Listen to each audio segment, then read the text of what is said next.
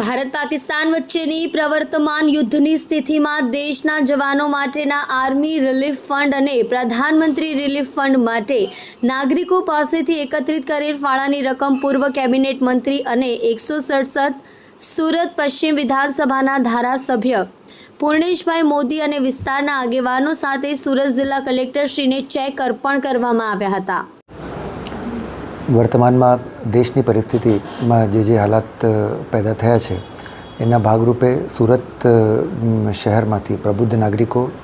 માનનીય ધારાસભ્યશ્રી અને એમની આખી ટીમ તરફથી જે પ્રધાનમંત્રી રિલીફ ફંડમાં અને સોલ્જર કેલેમિટી ફંડમાં યોગદાન પ્રાપ્ત થયું છે એ આજ અમે ઋણ સાથે સ્વીકાર્યું છે અને જે છે